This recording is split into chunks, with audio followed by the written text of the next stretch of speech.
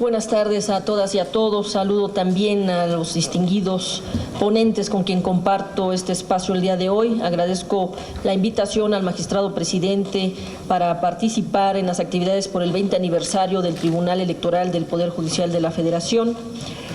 Y la reflexión que presentaré el día de hoy versará sobre el vínculo entre los derechos humanos, la democracia y el sistema electoral.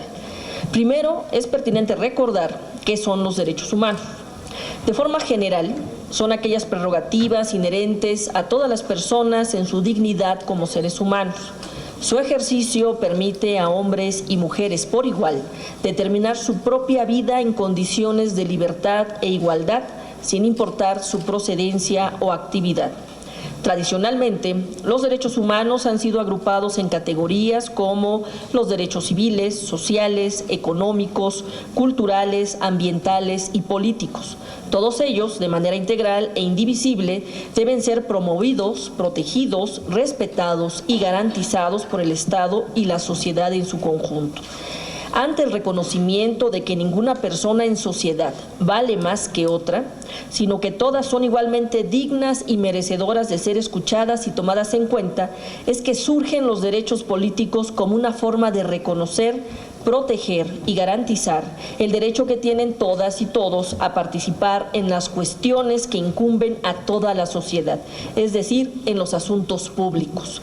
La importancia del derecho a la participación en los asuntos públicos es de tal magnitud que forma parte de los principales instrumentos internacionales de protección de los derechos humanos, como la Declaración Universal, el Pacto Internacional de Derechos Civiles y Políticos, la Declaración Americana de los Derechos y Deberes del Hombre y la Convención Americana sobre Derechos Humanos, en los que se reconoce que la voluntad del pueblo es la base de la autoridad del poder público, la cual se expresa mediante elecciones por sufragio universal, igualitario y secreto, así como que todas las personas tienen derecho a participar en los asuntos públicos y a acceder a la función pública. Como parte del desarrollo del contenido de este tipo de instrumentos de derechos humanos, diversos organismos internacionales se han pronunciado en pro de los derechos políticos, como el Comité de Derechos Humanos de las Naciones Unidas, que en su observación general 25 sobre el derecho a participar en los asuntos públicos, derecho a votar y derecho al acceso en condiciones de igualdad a las funciones públicas, manifestó que los estados tienen la obligación de adoptar las medidas legislativas o de cualquier otro tipo que puedan ser necesarias para garantizar que las ciudadanas y los ciudadanos tengan efectivamente la posibilidad de gozar de sus derechos políticos. El ejercicio de estos derechos no puede suspenderse ni negarse, salvo por los motivos previstos en la legislación, los cuales deberán ser razonables y objetivos. La participación en los asuntos públicos no es solamente un privilegio concedido aleatoriamente a las personas para su mero disfrute en sí mismo, sino es la base para el adecuado y eficiente funcionamiento de la sociedad y del Estado. En ese punto puede ser conveniente recordar que el Estado, por su naturaleza, es una forma de organización conformada por la sociedad que habita el territorio que la contiene. Por ello, para que exista cohesión social y los gobiernos cumplan con el objetivo de generar las condiciones necesarias para que todas las personas vivan en plenitud de derechos, se necesita que esas personas participen en la construcción del propio Estado. Dicho de otra forma, que todas y todos sumen esfuerzos a la democracia.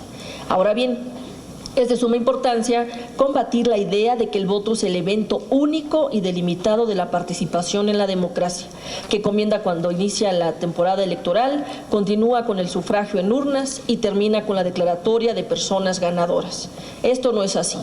El voto y la participación ciudadana como derecho humano tienen una dimensión más amplia e implican otros aspectos. Pensar que el contenido de la democracia se agota con asistencia a las urnas equivale a pensar que la legitimación del Estado recae en un evento único, siendo que ésta, lejos de considerarse autónoma y de realización inmediata, debe mantenerse y renovarse constantemente conforme a la voluntad de la sociedad y ser la guía que dirija cada una de las actividades del Estado. En tales circunstancias, una sociedad que se precie de ser democrática necesita que la mayor parte posible de sus integrantes participen activamente en los procesos de decisión. Frente a este escenario, se ha detectado la necesidad de que los estados generen mecanismos y espacios que permitan el acercamiento ciudadano a la participación en y para la democracia en temas de interés general dentro de la agenda nacional, a lo que llamamos democracia participativa. El concepto de democracia participativa surge de la idea de una intervención ciudadana amplia, en la que la persona gobernada participa en los asuntos públicos de manera progresiva y activa por medio de dos instrumentos: la elección de las y los representantes y la posterior exigencia a estos de actuar conforme a lo que se comprometieron, conforme a la ley y a sus plataformas electorales. La regla general de la democracia participativa es que las personas que sean figuras de autoridad estén al tanto de los temas que interesan y preocupan a quienes representan. Para lograrlo, es necesario que la ciudadanía esté informada de los asuntos públicos de forma directa. En este contexto, las personas no solo deben aceptar las reglas que el Estado presenta, también construir en conjunto con él nuevas maneras de comunicación e intercambio de mecanismos de participación. Por otro lado, una decisión es democrática solo si es consecuencia de un procedimiento incluyente, donde todos los sectores de la sociedad tienen la oportunidad de influir en el proceso de toma de decisiones para impactar en el resultado final. Así, una verdadera democracia puede alcanzar tres objetivos. Uno, que la participación de las personas sea completa, es decir, que participen de las elecciones todas aquellas personas que alcancen los requisitos de ciudadanía. Dos, que la participación de las personas esté basada en el conocimiento y la información, es decir, que las personas comprendan con claridad cómo funciona el esquema democrático, qué pueden esperar de él y las cuestiones que implica la elección de representantes o gobernantes. Y tres, que existan las condiciones necesarias para que cualquiera pueda acceder a ser un representante de elección popular.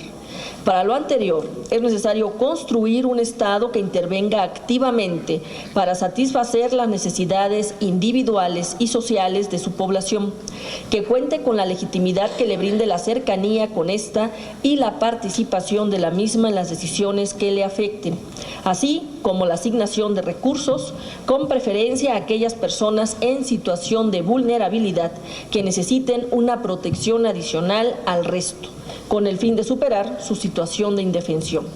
En este punto es donde la perspectiva de derechos humanos se hace presente, ya que para que los derechos políticos puedan ser realizados plenamente y el Estado pueda constituirse en una democracia verdadera, es indispensable que se realicen a la par todos los demás derechos humanos. Los derechos humanos son, en realidad, un solo grupo con coherencia interna y con interdependencia entre sus distintos elementos.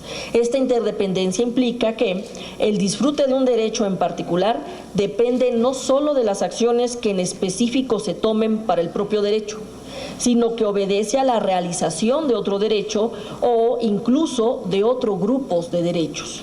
Así, los derechos humanos son interdependientes porque establecen relaciones recíprocas entre sí, de forma que el respeto, garantía, protección y promoción de uno de los derechos o su vulneración tendrá impacto en los demás y viceversa. Un ejemplo de lo anterior es para las personas en situación de pobreza extrema, que no pueden obtener suficiente alimento y tengan una salud deteriorada. Puede no ser particularmente útil ni relevante contar con libertad de expresión o derecho al voto, pues sus esfuerzos estarán enfocados en satisfacer su derecho a la alimentación y por ende a la salud y a la vida. Lo anterior sería una realidad aún si se considera que, a través de los derechos a expresarse libremente y participar en su comunidad, podría ser posible que estas personas hicieran del conocimiento público su situación y con esta denuncia el Estado implementara políticas públicas a su favor.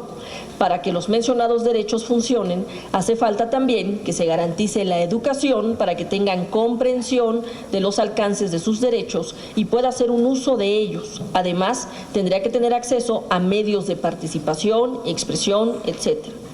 Esto trae a la postre que las autoridades electorales no deben limitarse únicamente a garantizar el derecho al voto, sino que conforme lo ordena el artículo 1 constitucional, a la par que cualquier otra autoridad, deberán promover, respetar, proteger y garantizar en la justa medida de sus competencias todos los derechos humanos por igual, así como participar según les corresponda en la prevención, investigación, sanción y reparación de violaciones a los mismos derechos humanos. Es en necesaria correspondencia, todas las demás autoridades del Estado mexicano son responsables, en la medida de sus competencias, de planear cada acción y actuación tendiendo a los derechos políticos en mente en todo momento, promoviendo y fortaleciendo cotidianamente la participación social, la democracia y el empoderamiento de las personas. Y muy recomendable La carrera hacia ningún lugar, de Giovanni Sartori. Les quiero compartir solo una reflexión que hace el autor al hablar de las revoluciones verdaderas y las revoluciones falsas, donde dice: las revoluciones son necesarias frente a regímenes rígidos, sistemas sordos, desprovistos de mecanismos de cambio. Por lo tanto, las autocracias, las dictaduras y las monarquías absolutas son sistemas que hay que destruir y basta. Pero las democracias son sistemas flexibles, pueden ser reformadas y están dotadas además de procedimientos capaces de recibir y tratar las demandas sociales. ¿Qué sentido tiene asaltar las democracias? En realidad, el asalto se ha producido, pero el hecho no se ha convertido en un asalto verdadero. Sí, las revoluciones han golpeado también a las democracias, pero la revancha ha sido que la democracia las ha vaciado. Es una reflexión muy interesante sobre cómo puede haber un cambio sin que necesariamente medie la violencia. Es así que desde la Comisión de Derechos Humanos del Distrito Federal celebramos y reconocemos los esfuerzos que el Tribunal Electoral del Poder Judicial de la Federación ha llevado a cabo a lo largo de 20 años en pro de los derechos políticos de las personas. Asimismo, encomiamos al Tribunal para que en las siguientes décadas se conserve lo sembrado hasta ahora y continúe poniendo en todo momento a las personas y sus derechos como la base de todas sus acciones y decisiones. Muchas gracias.